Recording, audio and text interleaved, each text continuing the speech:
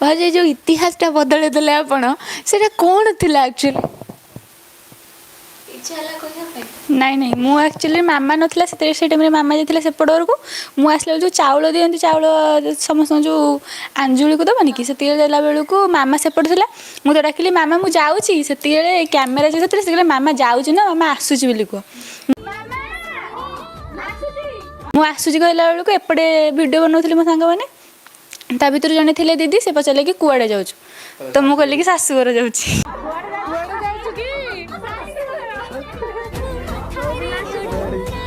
ସେଇଟା ହେଇଗଲା ପରେ ଆଉ ମୁଁ ତାକୁ ଏଡ଼ିଟ୍ କରି ପକେଇଦେଲି ଆଉ ଏଡ଼ିଟ୍ ମାନେ କିଛି ସ୍କ୍ରିପ୍ଟେଡ୍ ବି ନାହିଁ ଯେତିକି ଥିଲା ପୁରା ଡାଇରେକ୍ଟ ଆପଣ ଭିଡ଼ିଓରେ ବି ଦେଖିଥିବେ ଯେତିକି ଯାହା ଥିଲା ସେଇ ଥରକରେ ସେଇ ର ଭିଡ଼ିଓ ହିଁ ସତରେ କାନ୍ଦ ଲାଗୁନଥିଲା ନା ନାଇଁ ନାଇଁ କାନ୍ଦ ଲାଗୁନଥିଲା ଆସିଲା ବସିକି ବି ସେମିତି ଗଲା କିଛି କାନ୍ଦିନି କିଛି ଦେଖିଥିବେ ସେଇ ଭିଡ଼ିଓଟା ବି ତାପରେ ଦେଖିଥିବେ ଗାଡ଼ିରେ ତୁ ମତେ ମିଳିଗଲୁ ମୁଁ ତତେ ମିଳିଗଲି ଗୋଟେ ଗୀତଟା କନି ସଙ୍ଗଟା ତାପରେ ହିଁ କାନ୍ଦିନି ଟୋଟାଲି କାନ୍ଦ ଲାଗିଲାନି ନା କିନ୍ତୁ କାହିଁକି କାନ୍ଦ ଲାଗିଲାନି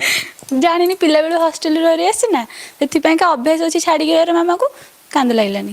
ଛୋଟବେଳୁ ହଷ୍ଟେଲରେ ରହିଯାଇଛି ପଞ୍ଚମ କ୍ଲାସ୍ରୁ ସେ ହଷ୍ଟେଲରେ ରହିଛି ଘରର ଯୋଉ କମିଟା ଲାଗିଲା ସେ ଯେବେ ବି ହଷ୍ଟେଲରେ ଆସେ ମୋରି ସାଙ୍ଗରେ ବୁଲେ ନହେଲେ ଆଉ କିଛି ନାହିଁ ଯୋଉ ହଳଦୀରେ ଲଗେଇଲା ବେଳେ କାନ୍ଦନ୍ତି ହାତ ଏ ଯୋଉ କିଛି କୋଉଥରେ କାନ୍ଦିନି କୋଉଥରେ ବି କାନ୍ଦିନି ମୁଁ ତାର ସବୁ ଭିଡ଼ିଓ ଦେଖିଛି ମୋ ପାଖରେ ଅଛି କୋଉ ଥରେ ବି ସେ କାନ୍ଦିନି ସବୁଥିରେ ହସୁଥିଲେ